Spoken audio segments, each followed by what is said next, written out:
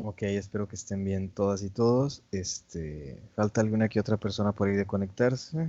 Ahorita a ver si se integran. Muy bien.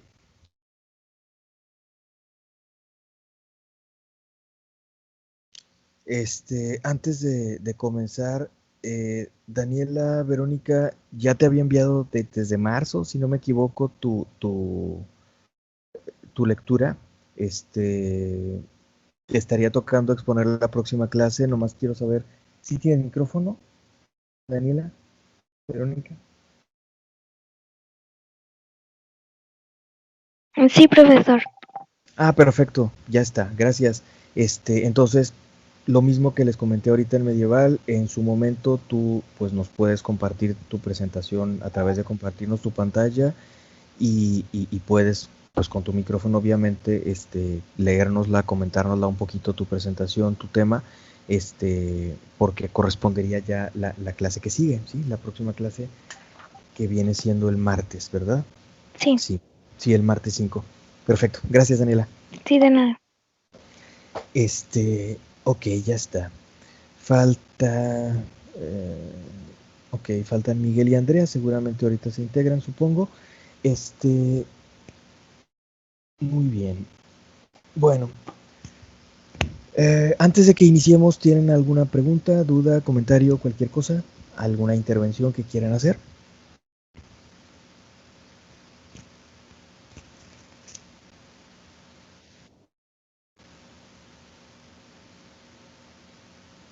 Perdón, creo que fuiste Arnoldo, pero no escuché si dijiste que sí o que no. Ah, gracias Arnoldo. ¿Alguna otra persona tiene alguna intervención que quiera hacer? Brenda, nada más una pregunta. ¿Sigues igual con tu correo institucional que no te funciona y por esa razón te sigues teniendo que conectar con el personal, ¿verdad? Como invitada.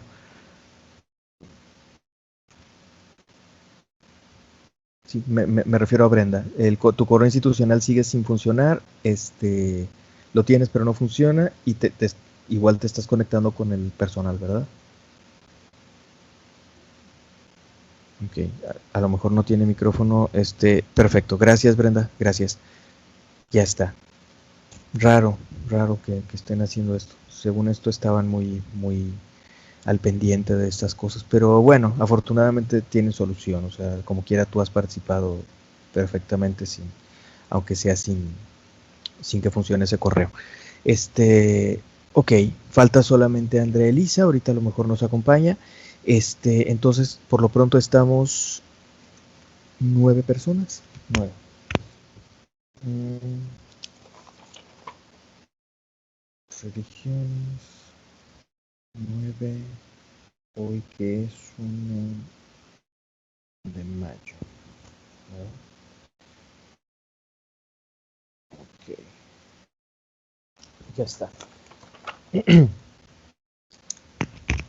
Perdón. Déjenme iniciar la grabación. Ahí está, ya creo la grabación. Sí, ya está. Ok, muy buenos días a todas y todos otra vez. Espero que se encuentren bien. Mm, Vamos a dar inicio a los temas que tenemos para hoy en la clase. La sesión pasada estuvimos retomando acerca del tema del judaísmo, viendo una especie de recuento histórico así muy general en torno al pueblo hebreo y posteriormente el pueblo judío, ¿no? Estuvimos viendo por ahí ese recuento de manera muy general. Eh, y bueno, vamos a continuar con esto y señalar algunos otros puntos por allí que me interesa destacar en torno a este tema. De cualquier manera, la presentación de Dania está bastante completa y todos tienen acceso a ella, ¿no? Igual está obviamente la lectura que es del texto de Eliade y Culiano, ¿no? Que es un texto digital que también todos lo tienen disponible. Entonces, bueno, luego pasaremos a comenzar a comentar o a recapitular más bien sobre el tema del Islam, que ya igualmente preparó su presentación bastante completa. En su momento, fue Fátima me parece. Bueno, ok. Decíamos la clase Profe, pasada. Mande, adelante Miguel. Ah, primero, bueno, la misma duda que en la clase anterior. Sí, Supongo adelante. que aquí también tenemos que subirlo a ambos miembros del equipo. Ok. Sí, Y Miguel, así es, la por favor. segunda, un comentario. Ahorita desaparecí un ratito y hasta ahorita me pude unir porque me marcaba que tenía la internet como limitada con un triangulito amarillo. Ok, Miguel, gracias por avisarme y no te preocupes, sí, desgraciadamente son fallitas técnicas que de repente podemos tener, me pasó, ¿cuándo fue? Me parece que este martes me pasó con un grupo, este, que cuando traté de empezar a compartir pantalla para revisar por ahí una presentación, de repente me sacó, ¡pum! Y ya no me dejó entrar. Lo estuve intentando, y ya no me dejó entrar. Y al parecer al grupo le aparecía como que yo estaba en una reunión, o sea, como que sí estaba, pero no estaba, obviamente no estaba, o sea, raro. Y luego finalmente creo que lo que el grupo hizo, fue armar otra reunión e invitarme a mí, o sea, otra reunión como paralela, ¿no? Y armar una reunión donde se integraron todos e invitarme a mí. Y ya, fue la manera como pude volver a entrar, porque esta cosa nomás no me dejaba. Tuve también una clase de doctorado el mismo martes en la noche con el doctor Morado, y que él es mi profesor, y a los demás, a los compañeros, e incluyéndome, creo que se nos oía bien todo, pero a él se le oía terrible. Seguramente era algún problemita con el internet o algo también, no sé, pero se le oía así todo cortado, así bien mal, muy muy mal el sonido, ni modo, digo. Qué bueno cuando esto funciona bien, excelente, pero a veces tiene sus detalles que ni, ni, ni cómo arreglarlos, ¿no? En fin, gracias Miguel. Ok, les decía, vamos a continuar retomando entonces el tema en torno al judaísmo que estuvimos comentando la clase pasada. Si no me equivoco, la clase pasada comentamos acerca del retorno del exilio, ¿no? Como alrededor del año 538 los hebreos pudieron, bueno, podríamos decirles ya judíos propiamente, porque ya se había dado aquel proceso anterior de la diáspora o la desaparición o la pérdida de 10 tribus de Israel, las tribus perdidas de Israel por la invasión asiria que había acontecido en el 721 antes de Cristo. Y entonces, para cuando ocurrió este periodo del exilio babilónico entre el 587 y el 538, pues ya de alguna manera podríamos llamarles judíos, ¿no? Entonces, en esta etapa, el judaísmo adquirió una serie de características. Por una parte, se le suele llamar el judaísmo postexílico, que asumió ciertos elementos, digamos, de identidad o reafirmó algunas doctrinas o etcétera. Por otro lado, pues tuvo influencia babilónica, a veces para asimilarla y a veces para, digamos, cuestionarla o distanciarse de ella, ¿no? Pero obviamente tuvo digamos, como diálogo, esta dialéctica con la influencia babilónica, como la había tenido con influencias de otras culturas. Y por otro lado, pues de alguna manera podemos llamarles ya judíos, porque ya se había dado, vuelvo a repetir, aquel proceso anterior donde 10 de las tribus de hebreos, ¡pum!, desaparecen de la jugada de la historia y se convierten en las famosas tribus perdidas de Israel. Creo que de lo último que alcancé a comentar la clase pasada era cómo Ciro, rey de Persia, les permitió a los hebreos no solo volver, los judíos no solo volver a Jerusalén, a su tierra, a Sión, etcétera, al monte Sión, sino reconstruir el templo, iniciar la reconstrucción del templo a partir del año 515 a.C. y por esa razón pues se convirtió en una figura muy elogiada y muy querida, Ciro, rey de Persia, ¿no? Para los judíos hasta la fecha. Bueno, este judaísmo postexílico comenzó a reafirmar sus escritos, a reafirmar sus tradiciones, ¿sí? Es posible que algunas tradiciones escriturales del Antiguo Testamento estuvieran ya previamente, se hubieran empezado a desarrollar ya previamente, quizá desde el siglo X antes de Cristo, o sea, en torno a la época posiblemente de Salomón o algo por el estilo. Estoy hablando de la tradición yavista, elojista y sacerdotal. Pero se desarrolló posteriormente en el judaísmo postexílico otra tradición escritural que fue principalmente la deuteronómica, ¿sí? La deuteronómica, que fue como una reafirmación de la ley, porque pues había pasado este proceso, ¿no? Del exilio, la influencia externa de estos paganos malos, los babilónicos, etcétera, etcétera. Entonces, se desarrolló esta cuarta tradición escritural. Ahorita hablaremos un poquito más al respecto de esto de las tradiciones escriturales. Quizá la tradición sacerdotal también date de esta época posterior al exilio, es probable, ¿no? Son diferentes tradiciones escriturales, así se les suele llamar, pero también surgieron algunos nuevos profetas, por ejemplo el caso de Esdras y Nehemías, que igualmente se dedicaron a reafirmar cosas, esas contaminaciones que hubiese recibido el pueblo judío de los pueblos vecinos, cuestiones de algunos rasgos paganos, ¿no? Esas contaminaciones que hubiesen podido recibir, pues combatirlas, ¿no? De alguna manera, a través de los anuncios, de las denuncias, que se supone que es lo que hacen los profetas, anuncian y denuncian, de este tipo de profetas como Esdras, Nehemías, etcétera, etcétera, ¿no?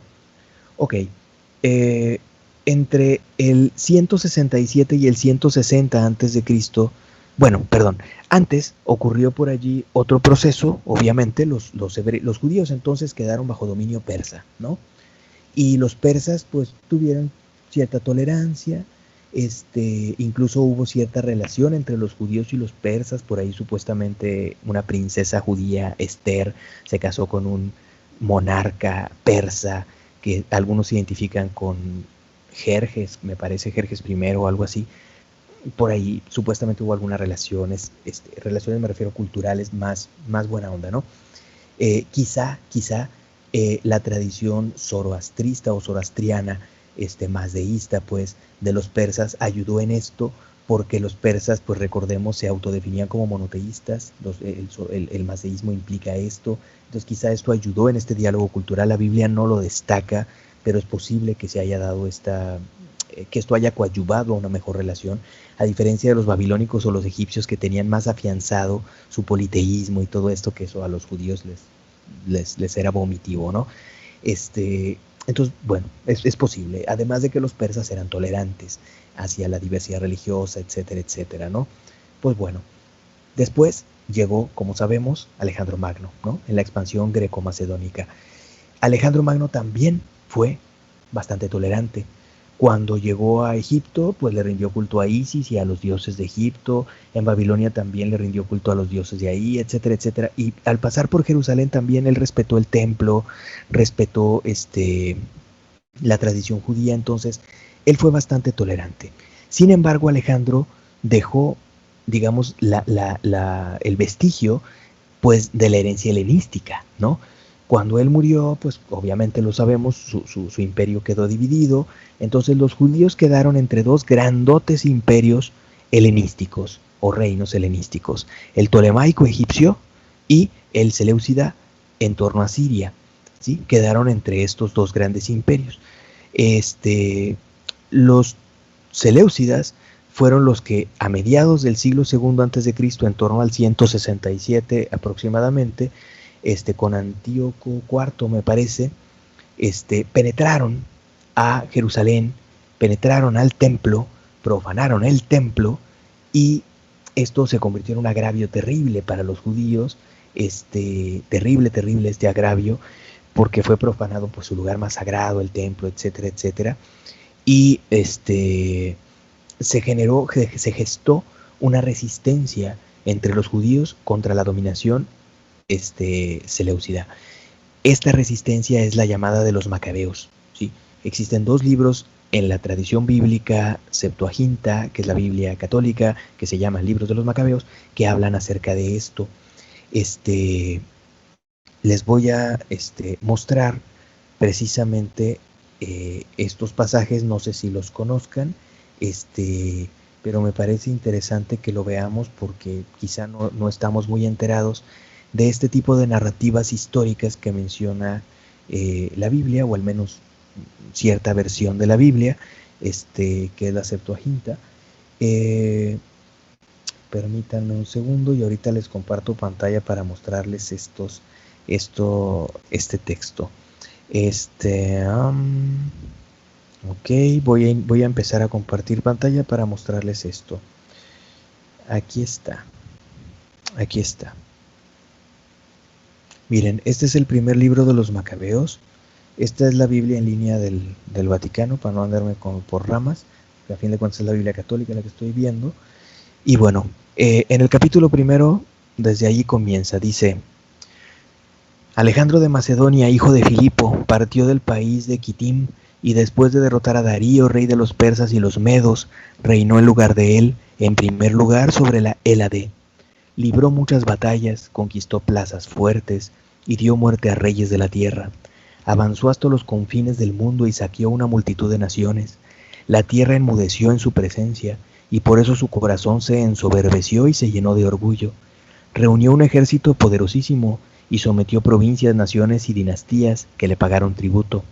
Después cayó enfermo, y comprendiendo que iba a morir, convocó a sus generales, a los nobles, que se habían educado con él desde su juventud, y antes de su muerte repartió entre ellos su reino. Alejandro murió después de reinar 12 años, y sus generales se hicieron cargo del gobierno, cada uno en su propia región. Apenas murió, le voy a dar para abajo. Apenas murió, todos se ciñeron la corona, y sus hijos lo sucedieron durante muchos años, llenando la tierra de calamidades.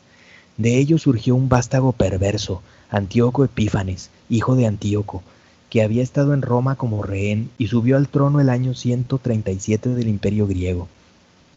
Fue entonces cuando apareció en Israel un grupo de renegados que sedujeron a muchos diciendo: hagamos una alianza con las naciones vecinas, porque desde que nos separamos de ellas nos han sobrevenido muchos males. Esta propuesta fue bien recibida, y algunos del pueblo fueron enseguida a ver al rey, y éste les dio autorización para seguir las costumbres de los paganos. Le voy a dar para abajo tantito. Ellos construyeron un gimnasio en Jerusalén al estilo de los paganos, disimularon la marca de la circuncisión, y renegando de la Santa Alianza, se unieron a los paganos y se entregaron a toda clase de maldades. Cuando Antíoco se sintió seguro de su poder, proyectó apoderarse también de Egipto para gobernar sobre ambos reinos. Entonces entró en Egipto con un poderoso ejército con carros, elefantes, caballería y una gran flota. Allí atacó a Ptolomeo, rey de Egipto. Este retrocedió ante él y huyó, dejando muchos muertos.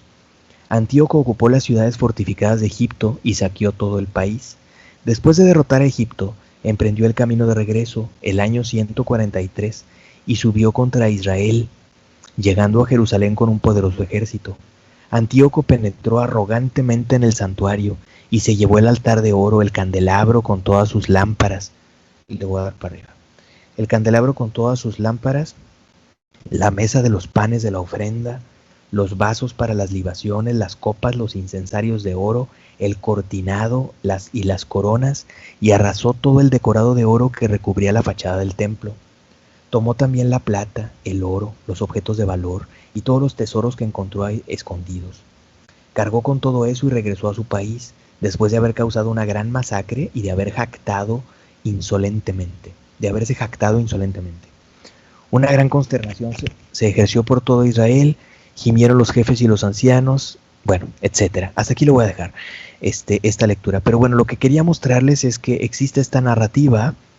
Les vuelvo a repetir, el primer libro de los Macabeos, capítulo primero, donde nos narra parte de esta historia, de estas vicisitudes del pueblo hebreo frente primero a los macedónicos, aunque como ustedes se fijaron, a Alejandro prácticamente no lo critica, y luego sobre todo frente a los seleucidas. Tampoco critica a los ptolomeos, parecen haber sido, y sabemos que lo fueron, más tranquilos con los judíos, que eran los que dominaban primero, los que estaban bajo la hegemonía tolemaica, pero después fueron los seleucidas los que dominaron.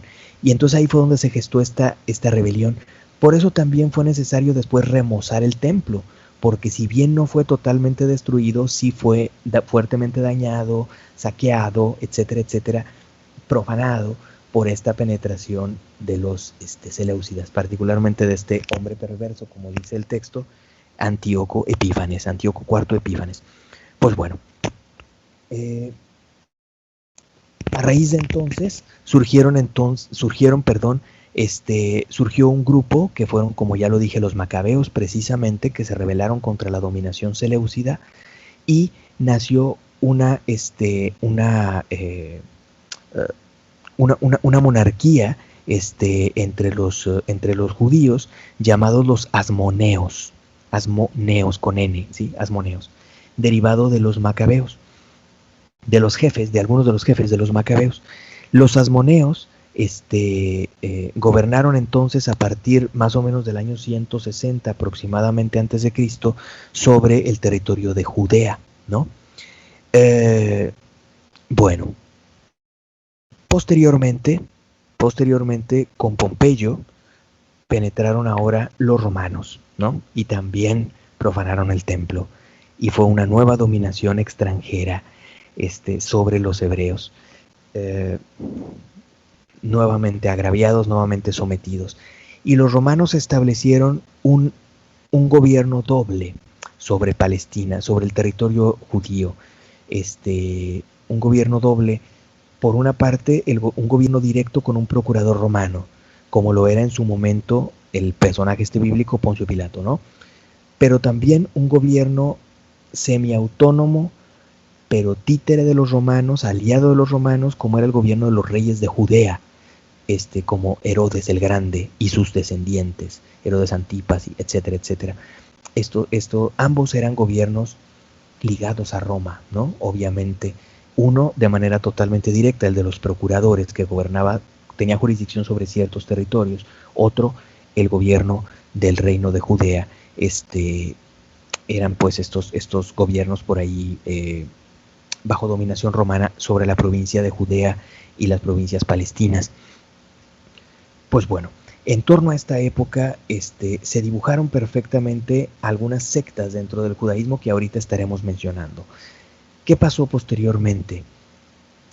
Los judíos nunca estuvieron muy contentos con la dominación romana, obviamente, a pesar de que los romanos, de manera similar a los persas, eran tolerantes. Los romanos no les destruyeron el templo, antes al contrario les permitieron remozarlo, cosa que hizo Herodes. Los romanos lo único que hacían era imponerles algunas cosas, cobrarles tributos, etc. Sin embargo, los judíos, había ciertos rasgos de la tradición romana que les desagradaban. A final de cuentas, los romanos eran paganos, o sea, gentiles les decían los judíos, eran politeístas. Continuaban con estas antiguas prácticas helenísticas griegas, como tener un gimnasio donde andaban desnudos, y ahí era muy evidente, lo decía ahorita el texto, por si no nos quedó claro el por qué lo mencionaba, ahí era muy evidente, obvio, quién era circunciso y quién no. Y ahí había un contraste cultural muy marcado. Para los griegos, no ser circunciso era lo correcto, lo estéticamente adecuado, etcétera, lo culturalmente, la costumbre cultural, etcétera, etcétera. Lo vemos en las estatuas. Mientras que para los judíos, pues obvio, era lo contrario, ¿no? Ser circunciso era una obligación ritual, etcétera, ¿no? Entonces, pues ahí con ropa, pues no se nota, pero allí se evidenciaba, ¿no? En los gimnasios a donde los hombres acudían desnudos. Y por eso dice que los judíos trataban de disimular su circuncisión. ¿Cómo? No lo tengo muy claro, pero de alguna manera trataban de disimularla. Y bueno, así la cosa.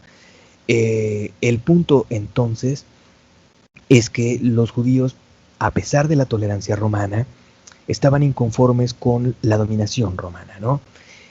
Y continuó habiendo algunas rebeliones, había grupos especializados en estas rebeliones, como los celotas, etcétera, que ahorita mencionaremos.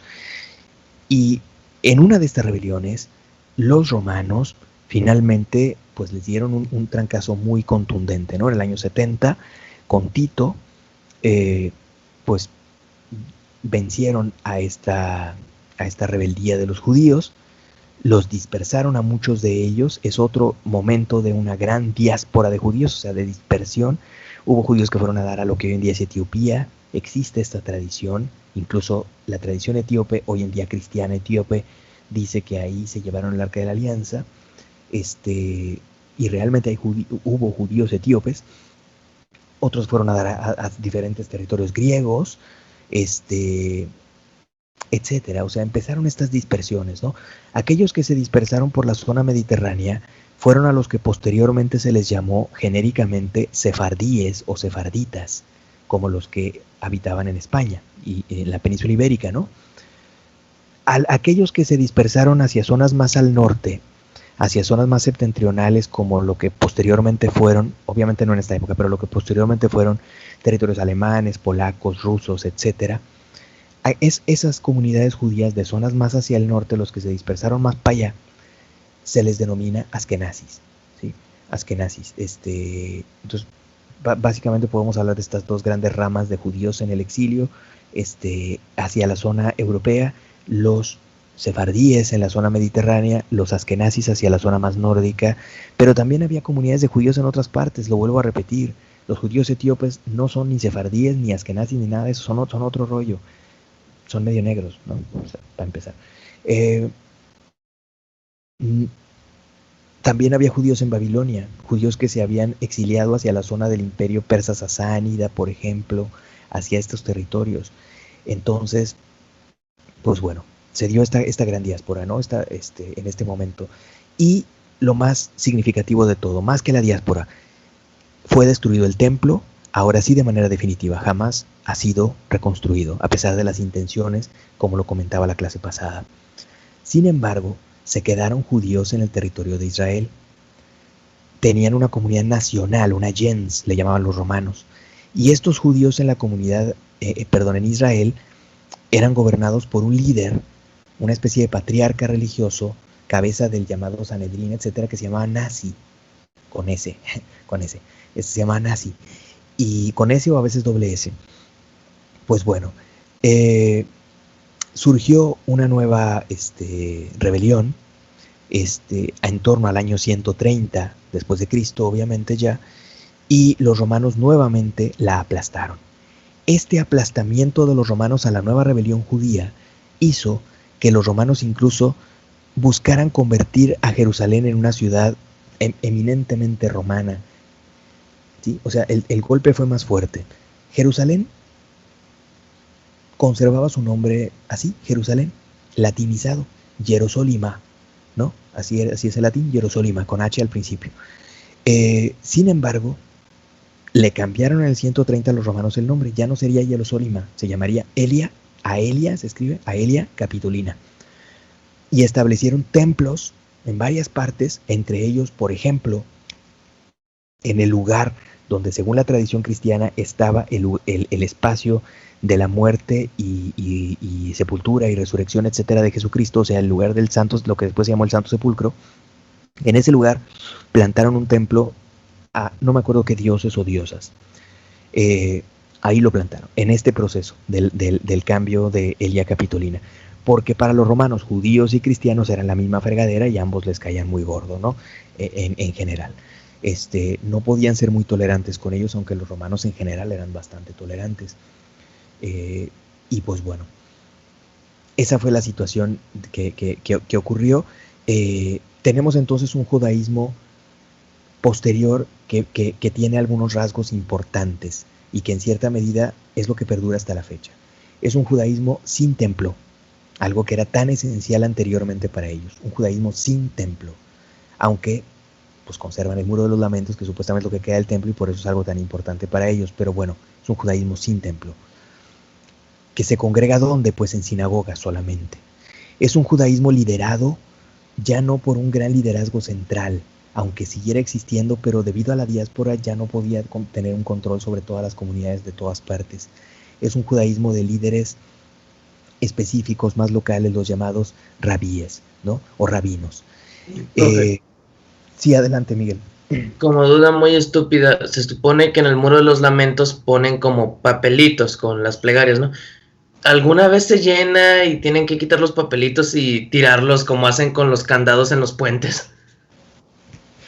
Sí, por supuesto, tengo entendido que sí, aunque lo que no tengo muy claro es qué hacen con esos papelitos. Quizá pueden hacer diferentes cosas, a lo mejor hacen una quema ritual, o sea, porque simbólicamente a través de la quema, lejos de verse como algo negativo, el humo pues de alguna manera hace que esas plegarias, así como el humo suba esas plegarias hacia Dios, etcétera, que es en parte, por ejemplo, el simbolismo del incienso, del humo de incienso. Por eso digo que puede ser, o quizá los entierran, no sé, pero sí, de que los quitan, sí los tienen que quitar, porque si no estaría demasiado saturado, porque esto es tradicional, ponerle ahí un papelito doblado con alguna petición especial a Dios, ¿no? En esta parte sagrada. Ok. Bien, gracias, profe. No, no hay de qué. Entonces tenemos que es un judaísmo, sin templo, un judaísmo expulsado en buena medida de su tierra prometida, de su centro originario, Jerusalén, el Monte Sión, etcétera, ¿no? Estos territorios, en buena medida expulsado de ahí, aunque siguieron viviendo algunas comunidades en esa zona, o sea, un judaísmo de la diáspora, o de las diásporas en plural, porque hubo varias, ¿no? Que tuvo que irse pues para diferentes partes, como ya lo mencionaba hace un momento, pero que curiosamente conservó mucho de su identidad cultural, ¿no? De su identidad religiosa, de su tradición de leyes, leyes religiosas, etcétera, etcétera. Aunque no así, es curioso, no así mucho, a pesar de su endogamia, de su identidad de apariencia, ¿no? Identidad racial, digamos. No es igual el judío askenazi típico de Nueva York o qué sé yo, el judío típico muy blanco y medio narizoncillo, no es judío, no es igual ese judío que el judío sefardí, español, de donde en buena medida o en parte descendemos nosotros. No es igual que los judíos de Etiopía, que son no completamente negros, pero sí son de piel más oscura, más morena. No son iguales tampoco que los judíos del Medio Oriente, que eran más parientes de los árabes y libaneses actuales, ¿no? Los judíos del Medio Oriente originales, porque eran semitas y son parientes de los árabes actuales, o sea, son otra vez de piel un poco más morenita, de cierto otro tipo de rasgos. Es un poco raro, no tengo muy clara el motivo o cómo se dio este proceso de que a pesar de que ellos sean tan endogámicos, se haya dado esta diferenciación en algunas cuestiones de apariencia, pues no se me ocurre otra palabra que usar, de apariencia racial, ¿no? De apariencia física. Pero igualmente todos se identifican como judíos y tienen muchos elementos comunes, o la mayoría, en cuestión, por supuesto, de sus textos sagrados, su doctrina, sus tradiciones y sobre todo sus leyes, ¿no? Las leyes que es tan importante para la tradición judía. Entonces, bueno, este judaísmo posterior a las grandes diásporas, a los grandes golpes de los romanos, pues es un judaísmo sin templo, sin esa tierra prometida originaria, a la que hasta 1800 años después empiezan a exigir volver ahí, que es el llamado sionismo, ¿no? Es un judaísmo, obviamente, para el que se vuelven fundamentales sus textos sagrados, porque es parte del elemento de identidad, de donde obviamente se derivan costumbres, leyes, rituales, etcétera, etcétera. Pues bueno, este judaísmo es el que tuvo presencia en territorios persas sasánidas, territorios romanos, cristianos, musulmanes, etcétera, en diferentes zonas. En España, por ejemplo, surgieron algunas figuras muy destacadas en la Edad Media, un poco el periodo que mencionábamos hace rato en medieval. Por ejemplo, una figura, si no me equivoco, es del siglo XIII, creo que es del siglo XIII, de Córdoba, creo que cuando Córdoba todavía era territorio musulmán, llamado Moisés Maimónides. Y esta figura, Córdoba fue semillero de varios filósofos muy destacados, por cierto, también del ámbito musulmán como Averroes, y Maimónides se trasladó a otras zonas, etcétera, y escribió un texto que se llama Guía de Perplejos, ¿sí? Perplejos, no confundir la palabra, y en este texto, entre otras cosas, establece algunos pilares fundamentales de lo que significa ser judío, ¿sí? De lo que es la tradición judía para ellos. Les voy a señalar cuáles son estos pilares que menciona Maimónides en su Guía de Perplejos insisto, los pilares del judaísmo. Permítanme nada más ubicar el dato para que no se me vayan las cabras y se los leo. Un segundo. Por aquí lo debo tener. Ujú. Perdón, por aquí está, ahorita lo encuentro. Eh,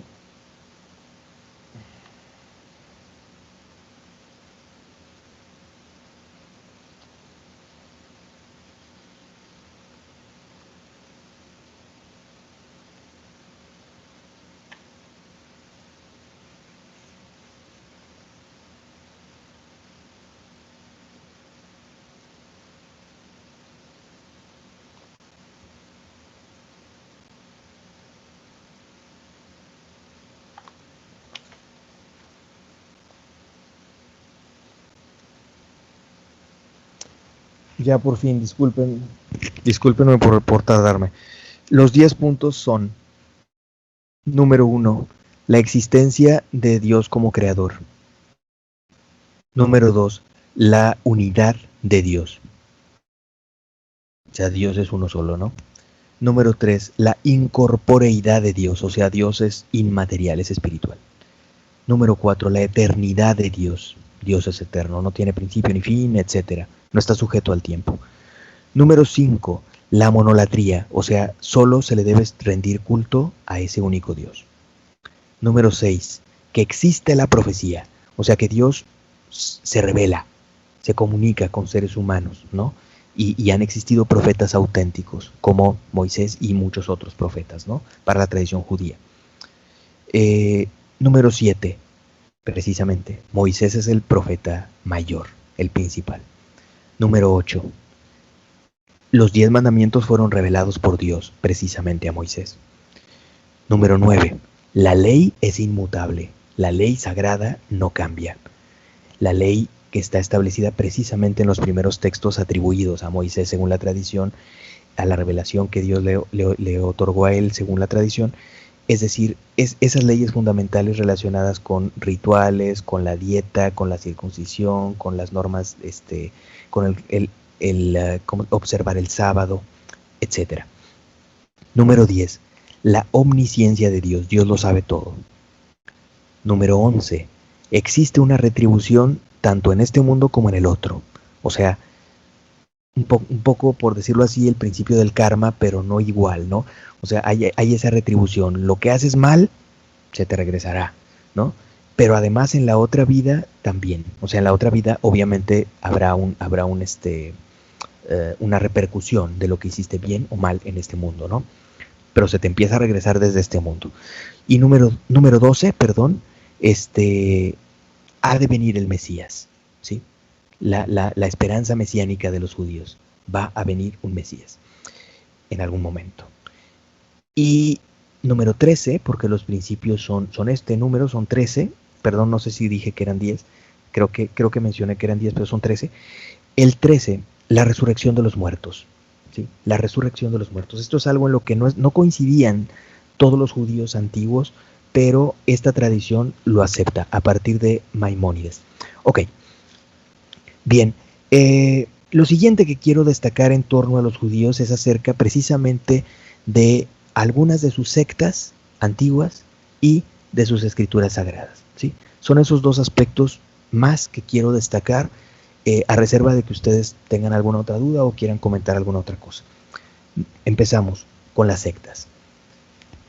A partir de la época de los asmoneos, ¿sí? De esta monarquía que surgió de los macabeos, o sea, de estos que se rebelaron contra la dominación y las afrentas de los seleucidas, de los sirios. A partir de esta época, en otras palabras, en la segunda mitad del siglo II a.C.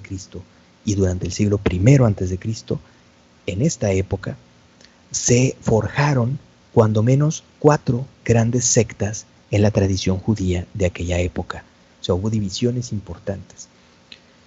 Primera secta, los fariseos, aquellos de los que tanto habla la Biblia, los evangelios.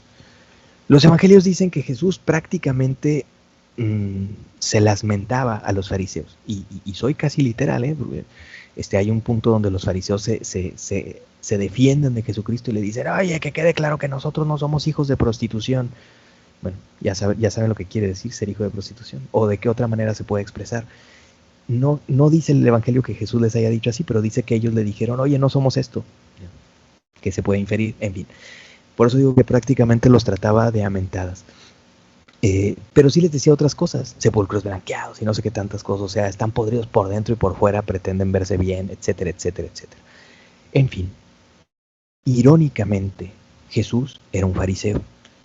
¿Qué quiere decir esto? Que Jesús seguía las tradiciones doctrinales que ellos tenían o coincidía con ellas. ¿A qué me refiero? Me explico un poquito.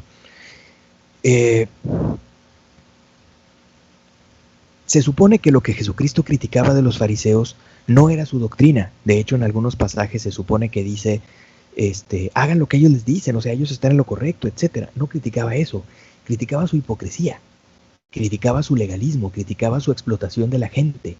O sea, el hecho de que se fueran arrogantes y se creyeran las superautoridades que juzgaban a todo mundo, ellos no respetaban las leyes ni nada, ellos eran bastante hipócritas en eso, pero sí andaban señalando con el dedo a los demás e imponiéndoles cosas muy pesadas, yugos muy pesados en cuanto a leyes, a prácticas, etcétera, etcétera. Se supone que eso es lo que criticaba Jesús, no tanto, no en ningún momento lo que creyeran los fariseos. De hecho, él coincidía con lo que creían los fariseos. Era él también un fariseo en ese sentido. ¿Y qué es lo que creían los fariseos? Pues los fariseos creían en una cosa que se llama la tradición oral de los padres. Es decir, ya existían por escrito, y ahorita lo mencionaremos, textos sagrados, ¿no? Ya existían por escrito estos textos sagrados, esta escritura sagrada.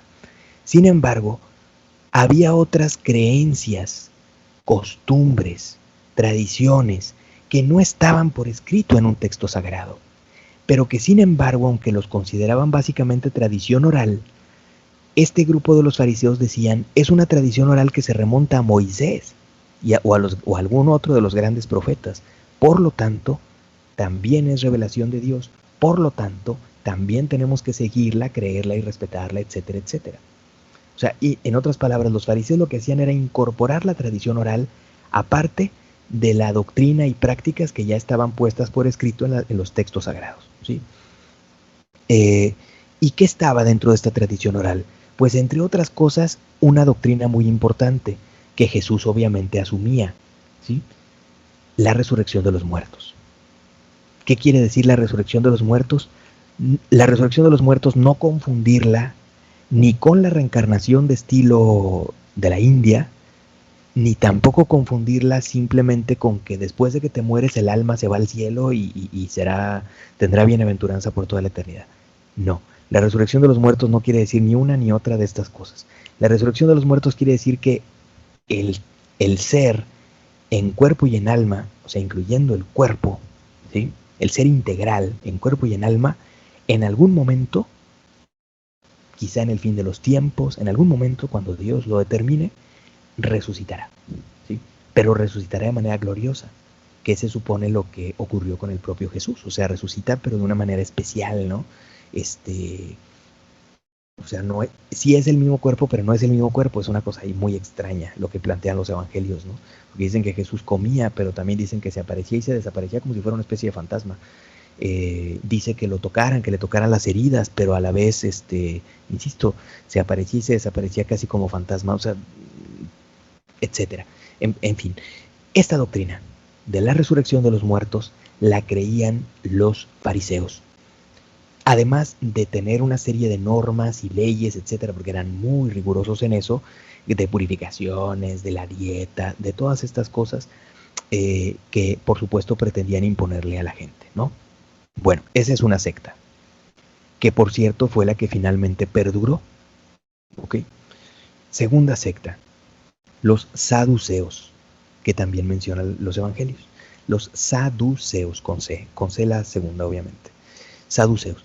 Los saduceos eran una secta diferente de los fariseos por el hecho de que tenía dos características por ahí importantes. Una, no aceptaban la tradición oral, solo lo que estaba puesto por escrito.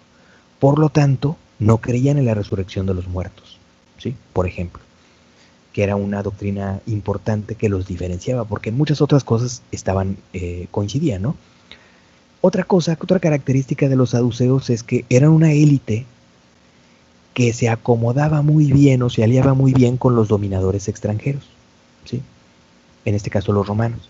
Entonces, eso era también algo que los diferenciaba, porque muchos otros de las comunidades judías no toleraban, no les agradaba, obviamente, esta dominación extranjera. Bueno, esa es la segunda secta, los saduceos. Jesús tiene algunos, según los evangelios, algunos pleitecillos ahí con los saduceos, precisamente, y enfatiza el evangelio por este tipo de cosas, por no creer en la resurrección de los muertos, que era algo que tanto Jesús como los fariseos sí creían, sí enseñaban, ¿no? Ok, tercera secta, los esenios. Los esenios eran una especie de secta monástica, eran como monjes, ¿no? Vivían de manera apartada, vivían en el desierto, tenían como monasterios. El más famoso e importante de ellos fue el de Qumran, del cual existen sus ruinas. Y se supone que ellos fueron los que escribieron los famosos manuscritos del Mar Muerto que se descubrieron desde los años 40 del siglo XX. Pues bueno, los esenios eran una secta que enfatizaba algunas cosas importantes. Primero, la venida de un Mesías, ¿sí? Que era inminente la venida de un Mesías. Enfatizaba también la necesidad de una práctica ritual muy particular, el bautismo, ¿sí? El bautismo. Purificarse de alguna manera espiritualmente, renacer, etcétera, que es lo que implicaba el bautismo. Se cree que Juan el Bautista, que según la Biblia era primo de Jesucristo, era de esta secta. Por eso él practicaba el bautismo. Pero otras características del Juan el Bautista también coinciden con los esenios. Por ejemplo, eran dados al ayuno, a ciertas prácticas ascéticas, etc. Se supone que Juan el Bautista vivía en el desierto y solo comía chapulines y miel silvestre y no sé qué cosas, dice la Biblia. Entonces, también en esto habría una coincidencia con esta secta particular de los esenios, ¿no? También los esenios tenían otra característica, que eran bastante dualistas, ¿sí? Se liga esto mucho, obviamente, con su ascetismo, ¿no? Con su afán de desmaterialización, etc. Eran bastante dualistas, o sea, un poco al estilo de lo que después fueron los gnósticos, etc. O sea, el mundo espiritual y material son paralelos, etc., ¿no? Bueno, esta secta, curiosamente, la Biblia, el Nuevo Testamento, nunca la menciona, ni el Antiguo tampoco, nunca la mencionan, pero se sabe plenamente de su existencia. Y tenemos ni más ni menos una evidencia muy importante, los manuscritos del Mar Muerto, ¿no? Que es como una cápsula del tiempo que nos llegó desde aquellos tiempos, ¿no? En fin, podemos agregar algunas otras sectas, una de ellas, ¿sí? Para completar 4 sectas, una de ellas, los celotas o celotes. Generalmente se escribe con Z al principio. Se supone que pertenecían a esta secta incluso algunos apóstoles de Jesucristo, como un tal Simón el Celota, así le dice, creo, el Evangelio. ¿Qué eran los celotas? Los celotas eran como especie de sicarios. Probablemente eran fariseos, la mayoría de ellos en cuestión de doctrina y tradición, pero eran como un grupo aparte, porque ellos enfatizaban que había que usar la violencia, había que rebelarse, había que resistirse frente a la dominación romana. Y si era posible, pues matar a romanos, hacer patria matando romanos, ¿no? Eran pues rebeldes, medio sicarios, bueno, muy rebeldes, medio sicarios también, o sea, a veces mataban así, directamente romanos, etc. Y era otra secta, cuya característica principal es esta, la rebeldía y la violencia frente a la dominación extranjera. Muy probablemente, o casi seguramente, el famoso Barrabás, que se supone que Poncio Pilato les muestra al pueblo judío y les dice, ¿a quién le libero? ¿A Barrabás o a este tal Jesús? Y la gente dice, no, a Barrabás, a Barrabás, a Barrabás. Bueno, pues ese tal Barrabás muy probablemente era un celota, era un rebelde, era un bandido, era un preso político, perdón. Era alguien que había luchado, un sedicioso, en contra de la dominación romana, que era justo de lo que estaban acusando precisamente a Jesucristo, ¿no? Porque, ¿por qué no le dieron la opción al pueblo de los otros mentados ladrones, ¿no? Los que se supone que crucificaron con él. No, le dieron la opción al pueblo de Barrabás. ¿Por qué Barrabás? Pues porque Jesús y Barrabás estaban acusados de lo mismo. Sedición, o sea, rebeldía, oposición en contra del gobierno romano. Jesús no se supone que haya sido un celota, pero Barrabás casi seguramente sí. Ok, esas eran las sectas de aquella época para el periodo de los golpes que los romanos les dieron a los judíos que mencionamos hace un rato en el año 70 y luego en torno al 130, 135 posteriormente. En esta época desaparecieron todas las sectas, ¿sí? Desaparecieron los elotas, desaparecieron los saduceos, desaparecieron los esenios, de hecho les arrasaron su monasterio, fortaleza de Qumran, y solo sobrevivieron en este judaísmo del que hablábamos hace rato, el judaísmo posterior a la diáspora, el judaísmo ya sin templo, el judaísmo de rabinos, el judaísmo de sinagogas, el judaísmo de ciertos textos escriturales, etcétera, etcétera. Solo sobrevivió el judaísmo fariseo. Del judaísmo fariseo de aquella época se deriva pues el judaísmo posterior, ¿no? El judaísmo de sinagogas. Permítame nada más, porque vi que entró Andrea por ahí para registrar que sí estamos finalmente todos. Ok, buenos días, Andrea. Ok, bueno, ese era uno de los temas que quería destacar. Siguiente tema, es en relación a las escrituras sagradas de los hebreos o judíos, ¿no? Ok. Esto se puede hacer un poquitito complejo, voy a tratar de irme despacio, paso por paso, para tratar de hacerlo lo más claro posible, ¿no? Ok, se piensa, bueno, empiezo por el principio. Eso que en la Biblia cristiana se le denomina Antiguo Testamento es, en general, la Biblia judía, ¿no? Los judíos le denominan a esto Tanaj con J o K o Q o lo que sea. O sea, el fonema final no tengo muy claro cuál es, pero lo pueden transliterar con J o con K. Tanaj o Tanak, ¿no? Así le denominan los judíos. Es el equivalente a lo que los cristianos le llaman Antiguo Testamento de su Biblia, ¿no? Esta escritura antigua. Ok, ¿durante qué tiempo se estuvo escribiendo este Tanaj? Probablemente a lo largo de 1000 años, ¿sí? Fíjense, es un chorro de tiempo.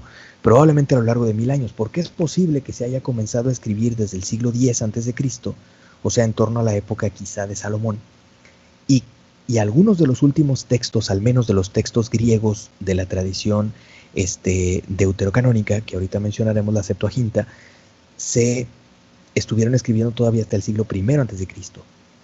Entonces, 1000 años aproximadamente, durante los cuales se estuvieron escribiendo estos textos. Esto nos habla de que obviamente hay una pluralidad en varios aspectos. ¿Qué tipo de pluralidades podemos destacar en cuanto a esta escritura sagrada judía, la Biblia judía, el Tanaj o Tanak, que es el Antiguo Testamento de la Biblia cristiana? ¿Qué particularidades podemos destacar? Bueno, primera ya la dije, que se estuvo escribiendo a lo largo de 1000 años. Segunda, que es muy plural. Tiene muchos tipos de textos, ¿no? Tiene, por ejemplo, en primer lugar, lo que se llama la Torá. Torá, generalmente se escribe con H al final, o el Pentateuco. Torá o Pentateuco es, en general, lo mismo. ¿Qué es? Son los 5 primeros libros de la Biblia.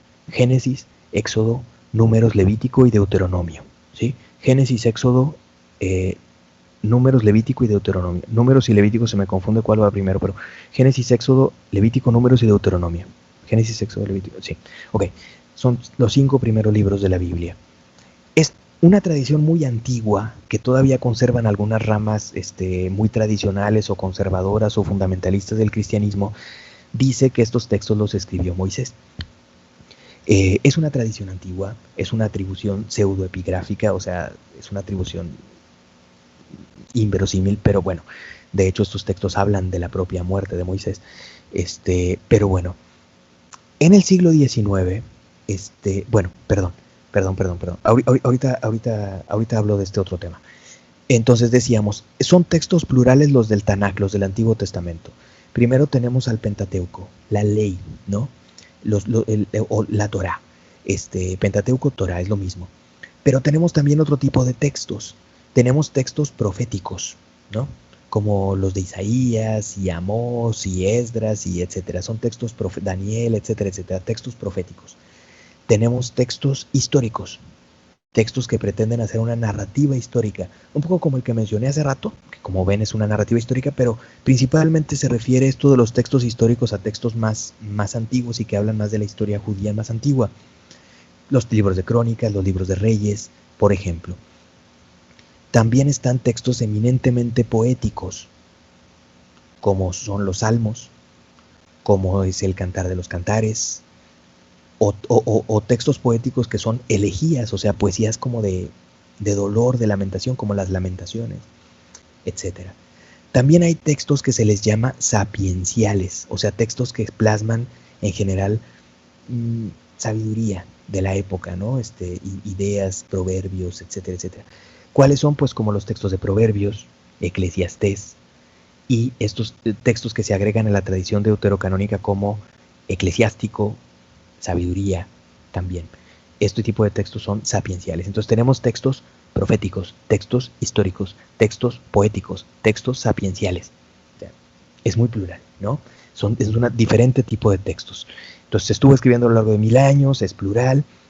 Otra característica de este Antiguo Testamento judío o Tanaj, las diferentes tradiciones escriturales. Es lo que quería mencionar hace rato, pero lo dejé un poco pendiente, ahora lo menciono. Y ya lo había esbozado hace rato. Ok. En el siglo XIX, algunos estudiosos de la Biblia comenzaron a cuestionar principalmente esta tradición que les dije hace ratito de que supuestamente todo el Pentateuco o Torá lo había escrito Moisés. Si acaso aceptaban algunos que donde habla de la muerte de Moisés lo complementó Josué más adelantito, pero de ahí en fuera todo lo escribió Moisés. Algunos investigadores, filólogos, etcétera, del siglo XIX comenzaron a descubrir que se podían establecer, especialmente en esta parte, en los primeros 5 libros de la Biblia, cuando menos 4 tradiciones escriturales, ¿sí? Primera, probablemente la más antigua, una que le llaman tradición eloísta o elogista, con H ahí intermedia, ¿no? Elohista. Le llama a Dios Elohim, como le llamaban los cananeos, ¿no? Hay una segunda tradición, un poquito posterior, pero quizá todavía del judaísmo previo al exilio babilónico, que se llama tradición yavista, ¿sí? Yah-H-Vista, ¿no? Yavista, o sea, viene de Yahvé, que le llama a Dios Yahvé o Jehová, según la transliteración. Tercera tradición, sacerdotal. Estos son algunos complementos, etcétera, etcétera, que no está claro si es anterior o posterior al judaísmo, al exilio babilónico. Quizá fue posterior. Y hay una cuarta tradición escritural, la deuteronómica, que está obviamente sobre todo en el libro del Deuteronomio. Esta deuteronómica es claramente del judaísmo post-exílico y lo que trata es de reafirmar, de recordar, de volver a plantear, etcétera, etcétera, la ley tradicional que a muchos pues ya, digamos, se les había olvidado, etcétera, ¿no? Debido al proceso del exilio.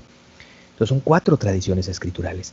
Si uno se fija en el Génesis, si alguna vez lo han visto, el Génesis, por ejemplo, tiene 2 narrativas sobre la creación del mundo y del hombre. ¿Sí? 2 narrativas. En una narrativa, por ejemplo, dice, y a propósito de la pregunta que hacía Miguel la clase pasada sobre Lilith, etcétera, en una narrativa dice, Dios creó al hombre y mujer los creó. Y lo pone en cierto momento del episodio de la creación, creo que más temprano dentro del proceso de creación. En otra narrativa dice que creó primero al hombre y luego vio que el hombre estaba solo y dijo no es bueno que esté solo y entonces le creó a la mujer y etcétera, etcétera. Entonces, una narrativa dice Dios creó al hombre y mujer los creó. O sea, como paralelamente creó los 2 sexos o géneros, ¿no? Otra narrativa dice primero creó al hombre y después vio que estaba solito y pobrecito y etcétera y de la costilla sacó a Eva y etcétera, etcétera. Son 2 narrativas diferentes. Son 2 narraciones diferentes, las 2 están en el Génesis. Bueno, pues se derivan de estas diferentes tradiciones escriturales y probablemente donde dice hombre y mujer los creó, probablemente, solo probablemente, aluda a la creación de Lilith, la primera mujer, y posiblemente la otra narrativa aluda a la creación de la segunda mujer, ¿no? De Eva, una mujer más buena onda, más sumisa, ¿no? Según la tradición. En fin, ok. Obviamente, esto de las tradiciones escriturales se refiere principalmente a los 5 primeros libros de la Biblia, pero después tenemos otros textos que se fueron escribiendo paulatinamente a lo largo de estos 1000 años, ¿no? Libros de otros profetas, estos libros proféticos, etcétera, etcétera. Y también tenemos una tradición escritural tardía, que es la deuterocanónica. Perdón se puede prestar a confusión las palabritas, pero no. Deuteronómica quiere decir nueva ley, es una cosa. Deuterocanónica quiere decir nuevo canon, nueva regla, es otra cosa, ¿sí? La tradición deuterocanónica o los textos deuterocanónicos son como el de Macabeos que les enseñé hace ratito. Son textos que se escribieron de manera tardía y en griego, porque ya se había dado la gran influencia helenística sobre los judíos, ¿no? Desde la época de Alejandro. Entonces, estos últimos textos tardíos, escritos en griego, etcétera, se les llama deuterocanónicos y solo están presentes en uno de los cánones bíblicos, no en otro. Justamente paso a hablar de ese otro punto, los cánones bíblicos. ¿Cuáles son estos cánones? Son básicamente 2. El primero de ellos, de hecho es el más antiguo, se llama de los 70, o la palabra dominguera para esto es Septuaginta. De los 70 o Septuaginta es lo mismo, ¿sí? Se supone que se reunieron, según la tradición, 70 sabios en Alejandría, creo, que era un territorio donde había muchos judíos. Se reunieron por ahí estos sabios y decidieron cuáles serían los textos reconocidos como revelados por Dios, cuáles serían los textos canónicos, como se les dice. O sea, un canon, una regla, un ordenamiento, una selección de los textos. Obviamente se supone que estos 70 hombres eran gente muy sabia, bla, bla, bla, ¿no? Entonces ellos eligieron, seleccionaron a partir de cierto criterio cuáles serían estos textos, cuál sería su orden, y de ahí se deriva entonces este canon bíblico llamado Septuaginta o de los 70, que sí incluye a los libros deuterocanónicos, o sea, los libros griegos, como, les menciono algunos, complementos del libro de Esther, Eclesiástico, Sabiduría, los libros de Macabeos, que son 2, entre otros, ¿sí? Ok. Esa es una de las tradiciones. Aproximadamente este canon Septuaginta se habría desarrollado en el siglo I antes de Cristo, ¿no? No está muy claro cuándo, pero en el siglo I antes de Cristo. Pero tenemos otro canon, o sea, otra regla de selección y ordenamiento de libros de la Biblia, del Antiguo Testamento. ¿Cuál es este otro canon? Se llama palestinense. Palestinense, viene de Palestina, obviamente. Este canon se habría desarrollado quizá un siglo después, en el siglo I después de Cristo, por sabios en territorio palestino, obviamente, o sea, en Jerusalén quizá, o algún otro territorio israelí o palestino. Y esta selección de textos no aceptó los textos más tardíos en lengua griega, sino solo los textos más tradicionales y antiguos, aquellos que estaban en lenguas hebrea o aramea, ¿sí? En hebreo y en arameo. Esos textos que son los más antiguos. Los que estaban en griego, los más tardíos, los deuterocanónicos, no los aceptó como auténticos, como revelados, los consideró pues esta tradición apócrifos. Hubo judíos que aceptaron, comunidades judías que aceptaron un canon u otro canon. La iglesia cristiana desde muy temprano aceptó el canon canónico, el canon Septuaginta, el canon de los 70. La iglesia cristiana aceptó este canon desde muy tempranamente. Sin embargo, en la época de la Reforma Protestante, Martín Lutero dejó de lado este canon y reasimiló el canon palestinense. Por eso en las Biblias de tradición protestante, a partir de Lutero, se sigue el canon palestinense, que no tiene estos textos deuterocanónicos, estos textos griegos originarios.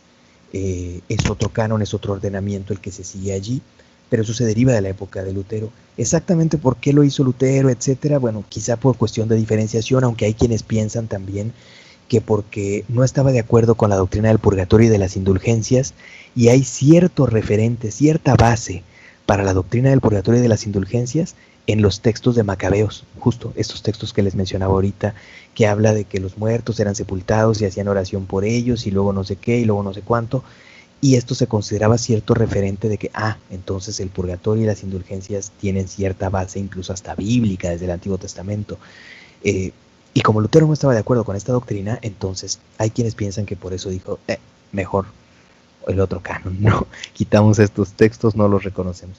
En fin, las Biblias de tradición protestante como la Reina Valera, la King James, ¿no? La del Rey Jacobo, que se llama de la iglesia inglesa, etcétera, y por supuesto de otras tradiciones ya del siglo XIX como la de los Testigos de Jehová, etcétera, siguen este canon palestinense, ¿sí? Que no incluye estos textos griegos originales. La tradición católica, la tradición ortodoxa, estas tradiciones cristianas, pues digamos más antiguas, sí incluyen estos textos griegos. Ok. Bueno, eso es en relación, digamos, a la Sagrada Escritura, revelación de los judíos. Ya dijimos que se estuvo escribiendo a lo largo de 1000 años, que son textos diversos, plurales, constituidos por diferentes tipos de textos. Ya dijimos que hay diferentes tradiciones escriturales, ya dijimos que hay diferentes cánones, al menos estos dos, etcétera, ¿no? Hay mucho que decir. Esto se llama Tanaj o Tanakh, que es el Antiguo Testamento de la Biblia cristiana. Por eso les dije que podía ser un poquito complejo, pero todavía nos falta. Perdón.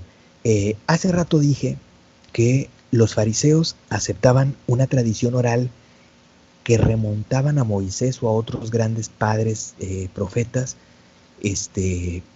pero que no estaba puesta por escrito de manera explícita. Sin embargo, ellas la reconocían como parte de la revelación divina, etc. Pues bueno,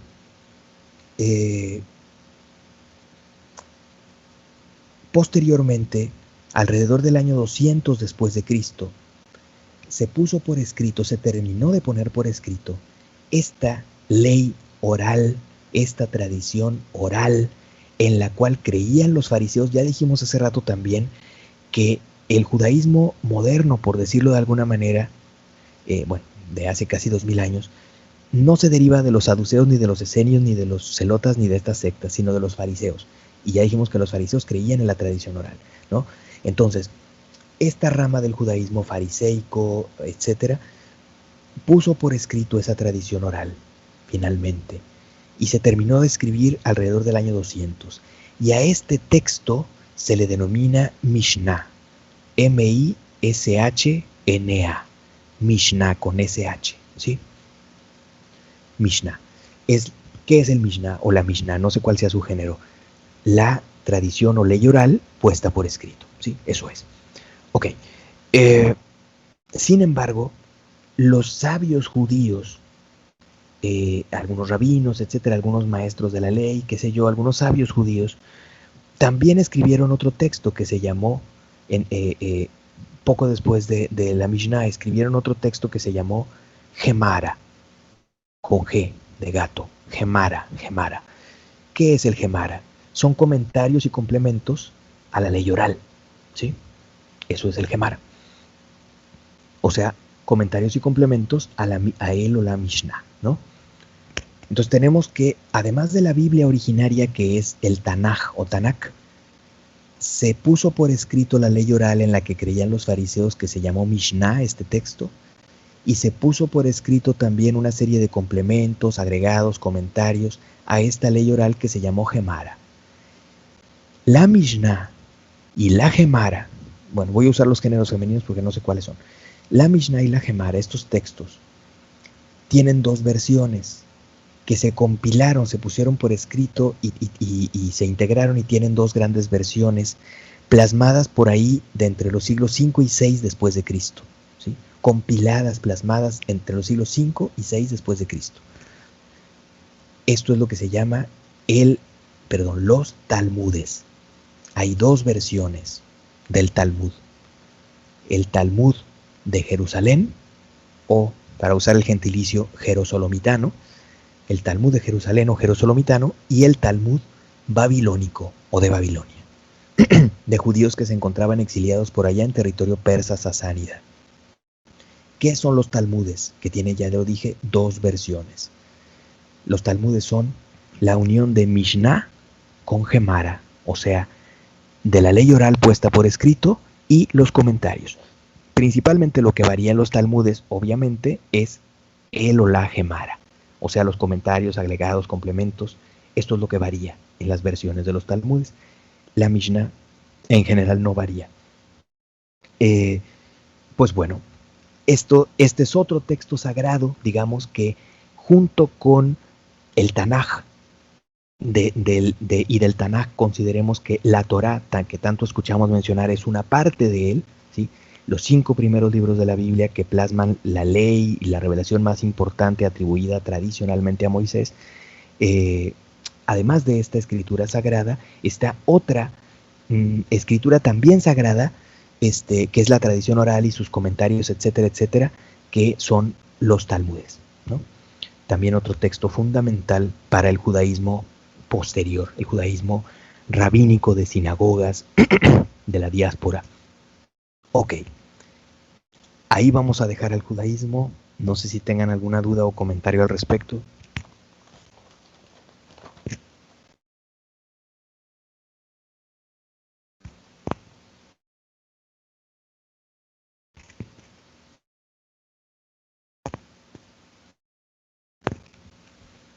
¿No? ¿Estamos bien? ¿Estamos claros? ¿Fui claro? ¿Quedó claro lo que acabo de explicar en cuanto a estas diferentes cosas? Las sectas, bueno, primero el recuento histórico, luego las sectas, luego las diferentes escrituras, sus características. ¿Fui claro? ¿Alguna duda?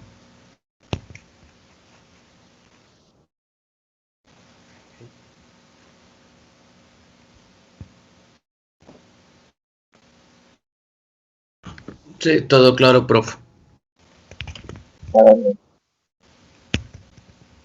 Al 100, bien. Perfecto. Muchas gracias muchas gracias, compañeros. Me da gusto que haya quedado claro y gracias por expresarlo. Perfecto. Miren, nada más me voy a tomar unos 10 minutitos, no quiero abusar del tiempo, para empezar a comentar un poquito acerca del tema del Islam, más bien retomar este tema porque, insisto, ya lo había trabajado Fátima, si no me equivoco, y tenemos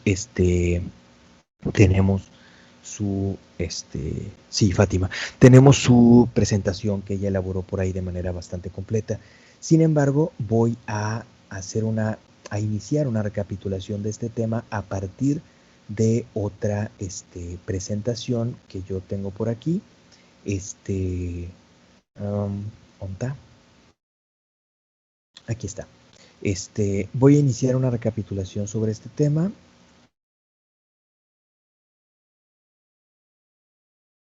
Que estaremos continuando la próxima clase después de escuchar a Daniela. ¿Sí? Ok, bueno, empecemos por el principio. Según la tradición musulmana, el profeta Mahoma o Muhammad habría nacido por allá del año 580 después de Cristo. El profeta Muhammad o Mahoma nació en la Meca, una ciudad muy importante para las tribus arábigas. Estas tribus arábigas eran diversas, estaban dispersas, o sea, no tenían una tal cosa como un imperio, algo que las unificara, ¿no? Tenían cierta dispersión, con algunos elementos culturales comunes. Además se toleraban mucho entre ellas. Me refiero, se toleraban en términos de la diversidad religiosa que tuvieran. También había entre estas tribus cristianos y judíos, de estos judíos en el exilio que fueron a dar a todas partes. También había cristianos y judíos, cristianos principalmente de algunas ramas pues que acabaron por ser consideradas heterodoxas, como nestorianos, por ejemplo, o monofisistas. Había pues diferentes comunidades, ¿no? Los árabes pues esas tribus árabes se dedicaban principalmente al comercio, a las famosas caravanas, ¿no? Por el desierto. Y la Meca pues era una ciudad fundamental, un centro de confluencia, una especie de escala para estos comerciantes, un poco lo que mencionábamos en Medieval hace rato, la importancia de esas ciudades como centros, como de escalas para estos comerciantes a gran distancia, al mayoreo y a gran distancia, ¿no? Pero la Meca, además de ser un centro comercial, era un centro religioso. tenía un santuario llamado la Kaaba, en el cual se ubicaba, dice la tradición musulmana, se ubicaban un montón de ídolos, o sea, un montón de dioses diversos a los que les rendían culto las diferentes tribus. Como lo dije hace rato, cada tribu pues tenía su tradición religiosa, se toleraban entre ellas, entonces era un santuario donde confluían, este santuario de la Kaaba en la Meca, y ahí estaban ídolos, dicen los musulmanes, o sea, representaciones de dioses de las diferentes y diosas también, de estas diferentes tradiciones religiosas. También dice la tradición musulmana que había representaciones cristianas, o sea, imagen de Jesús y María, etcétera. Pues bueno, en este contexto fue donde nació y creció Mahoma. Mahoma, siendo un hombre ya más o menos maduro, se casó con una viuda rica y pues bueno, eso le ayudó, ¿no? Eso fue conveniente para él. Bajo estas condiciones, estando por allí en una cueva, cerca de la Meca, comenzó a recibir, aquí vemos una imagen que representa a Mahoma recién nacido, y tanto él como su madre, como pueden apreciar, están velados, tienen un velo para que no se vea su rostro en esta representación, porque son figuras demasiado sagradas, y hay un fuego saliendo de la figura de Mahoma, pues porque es una figura profética iluminada a quien Dios se reveló, según ellos, ¿no? Obviamente. Aquí vemos a Mahoma, en este caso, curiosamente, sí le representa el rostro, aunque es una imagen antigua. La mayoría de las tradiciones musulmanas no representan un rostro a Mahoma. Por eso, por ejemplo, cuando la revista Charlie Hebdo en Francia no solo representó a Mahoma, sino que lo representó de manera caricaturizada, satírica, pues fue una grave afrenta, no solo para los musulmanes terroristas, que fueron los que reaccionaron de manera violenta, sino para todos los musulmanes, o casi todos los musulmanes, que consideran esto un agravio, una falta de respeto, porque ellos no representan a Mahoma. Pero bueno, en esta imagen antigua sí le representaban su rostro haciendo su predicación. Decía, Mahoma entonces, encontrándose en esta cueva, recibió revelaciones del arcángel Gabriel, o bueno, el equivalente al arcángel Gabriel de la tradición judío-cristiana, recibió revelaciones de este mensajero de Dios. Consideremos que ángel quiere decir mensajero, literalmente. La palabra ángel siempre quiere decir eso. En la concepción angelológica, por decirlo así, de la tradición, sobre todo cristiana y mística y esotérica y demás, a los ángeles se les asocia con muchas otras cosas muchas veces, y un chorretal de jerarquías y todo lo que ustedes quieran, tronos, dominaciones, potestades, arcángeles, serafines, querubines, bla, bla, bla, bla, bla. Sin embargo, literalmente ángel quiere decir, viene del griego y quiere decir, la palabra quiere decir mensaje o mensajero, ¿sí? De hecho, la palabra evangelio, la raíz eu o ev, es bueno, y angelion es mensaje, ¿no? Buen mensaje, buena nueva, eso quiere decir evangelio, y ángel quiere decir mensajero. Entonces, bueno, Mahoma comenzó a recibir estos mensajes de este mensajero de Dios, ¿no? Que le hablaba, digamos, como al oído, ¿no? Ok, eso se supone que habría iniciado por ahí del año 610 aproximadamente. Mahoma empezó a recibir estas revelaciones y empezó a predicar, ¿no? Aquí vemos una imagen que representa a Mahoma, bueno, ya sería de más adelante, por supuesto, representa a Mahoma, perdón. Ay, iba a estornudar y se me fue el estornudo, discúlpenme. Viendo un combate, ¿no? Pero aquí podemos apreciar cómo está el profeta Mahoma velado y está el arcángel Gabriel transmitiendo las revelaciones de Dios, ¿sí? Por eso les muestro esta imagen. Y él a partir de entonces pues inició esta predicación, primero a su círculo más cercano, sus parientes, sus amigos, etcétera, ¿no? Obviamente. Pero Mahoma lo que estaba haciendo era poner el dedo en la llaga, ¿no? ¿Qué quiero decir con esto? Pues Mahoma lo que estaba haciendo, bueno, ¿qué era lo que se supone que Mahoma recibió como revelaciones? Principalmente la reivindicación del monoteísmo absoluto, que los árabes descendían de la tradición de Abraham e Ismael, por la vía de Ismael, ¿sí? El primer hijo, aunque ilegítimo, de Abraham. Los árabes de ahí descendían, y Abraham e Ismael les habían enseñado ese monoteísmo. Sin embargo, se había tergiversado, se les había olvidado, pues habían caído, digamos, en el paganismo, en la idolatría, ¿no? Mahoma lo que estaba haciendo entonces era predicar la reivindicación del monoteísmo, el culto a un único Dios, que ya los árabes habían conocido desde la época, según la tradición por supuesto, de Abraham e Ismael, quienes habían fundado el santuario de la Kaaba, que por un santuario para el culto al único Dios, pero que por cierto, pues también se había profanado, se había tergiversado, o sea, lo llenaron las diferentes tribus árabes pues de ídolos, y ahí le rendían culto a todos sus dioses y fetiches sabidos y por haber, y no al único Dios, ¿no? Entonces esto era de lo principal que Mahoma comenzaba a predicar, primero su círculo cercano. Obviamente esto no agradaba a los mercaderes de la Meca y a las élites, a los grandes comerciantes, pues porque les estaba cuestionando sus tradiciones y creencias religiosas, pero además estaba cuestionando intereses económicos. Ya dijimos que la Meca era dos cosas, un centro mercantil, un centro de mercaderes, un centro de comercio y un centro religioso. Y estas dos cosas no eran paralelas, se mezclaban con mucha facilidad.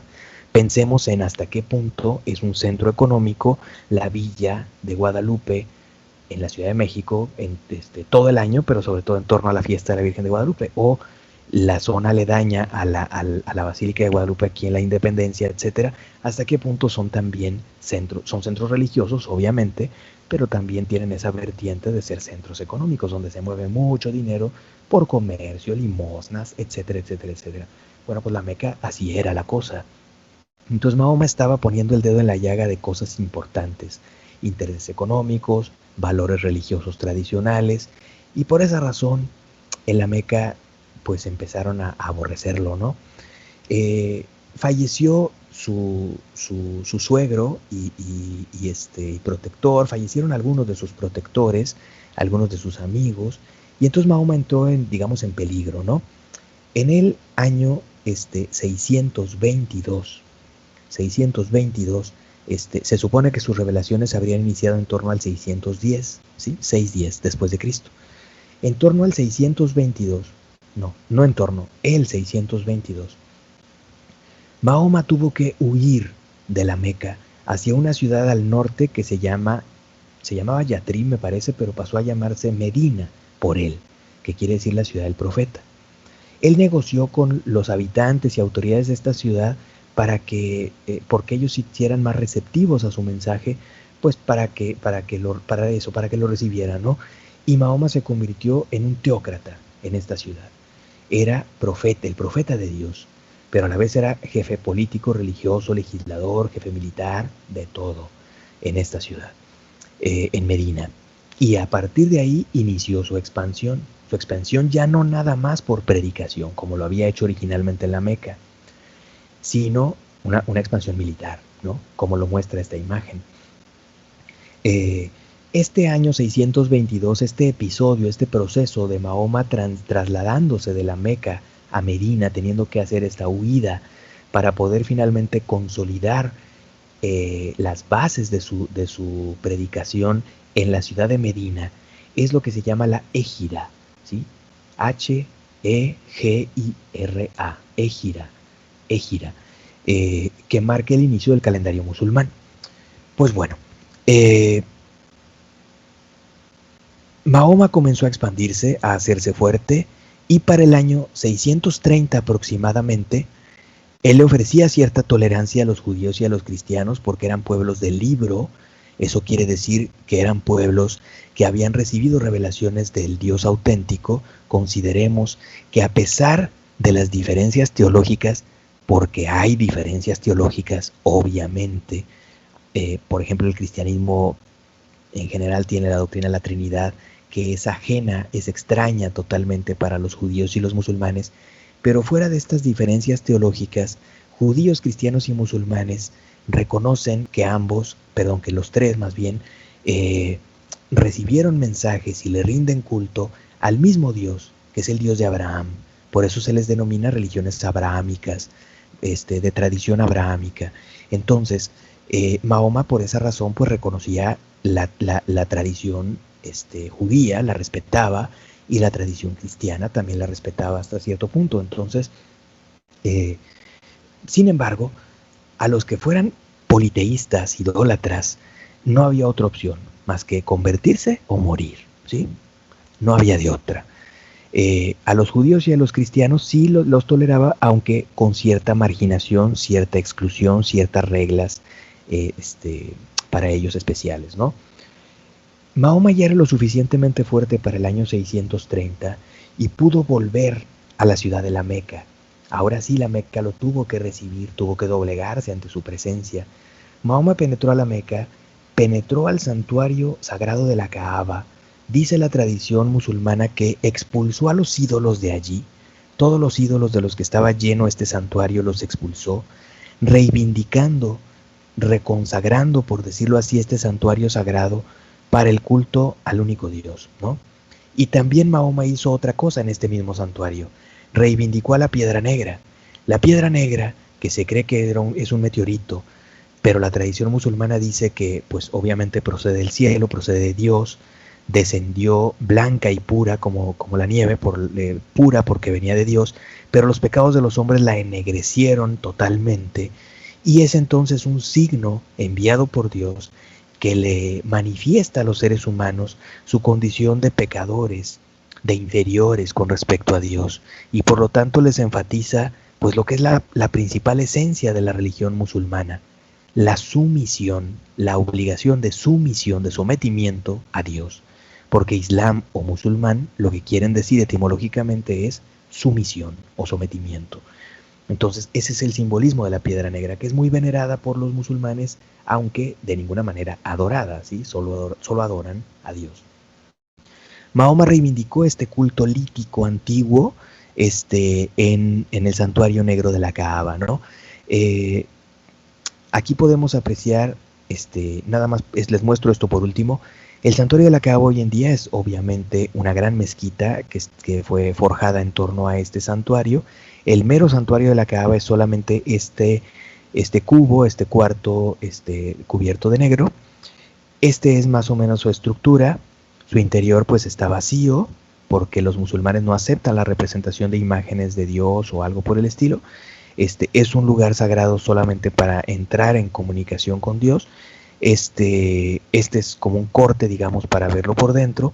En una de sus esquinas, aquí lo pueden ver, esta esquina tiene un marco de plata donde está inserta adentro, que es esto de aquí, lo que ven a la izquierda, esta piedra negra sagrada, ¿sí? Ahí es donde se ubica en una de sus esquinas.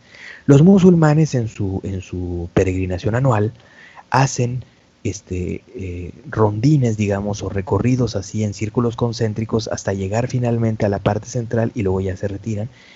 Hay cierto, obviamente, ritual para poder acceder. Primero están dando vueltas, haciendo oración, etcétera. Finalmente ya llegan hasta la parte más cercana, veneran con respeto esta piedra negra, vuelvo a repetir, no la adoran, obviamente tampoco adoran a Mahoma, solo adoran a Dios, a Alá, y bueno, este es su santuario sagrado, ¿no? Ok, ahí le dejamos por hoy, a reserva de que tengan alguna duda o comentario.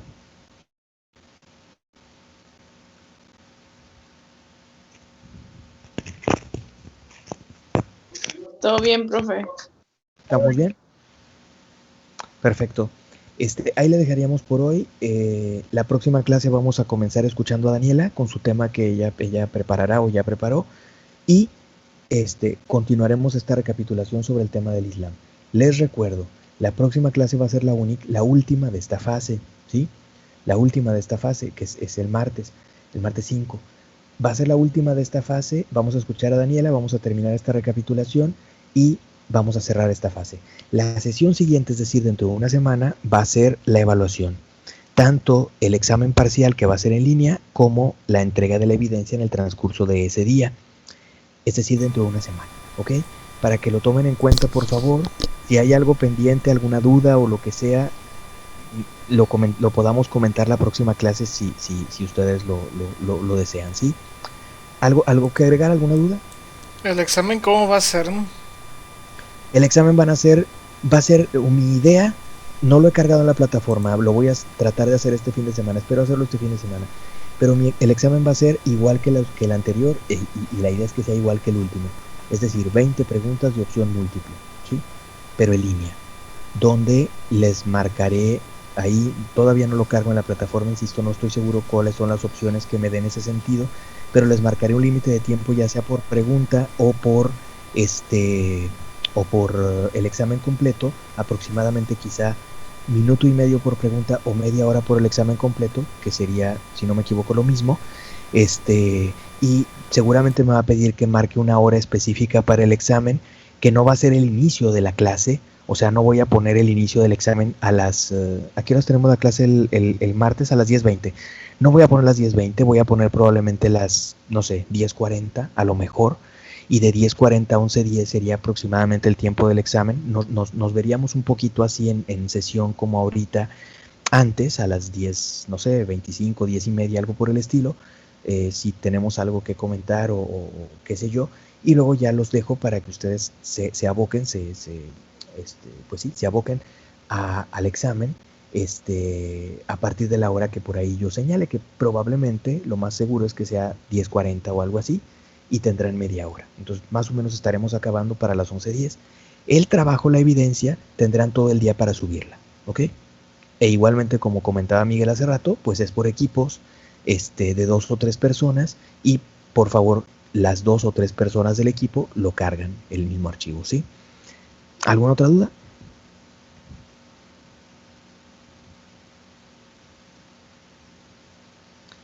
Ya está. Nos vemos, compañeros, que tengan buen fin de semana, cuídense y nos vemos entonces el próximo martes. Hasta luego, que estén bien. Gracias, igualmente.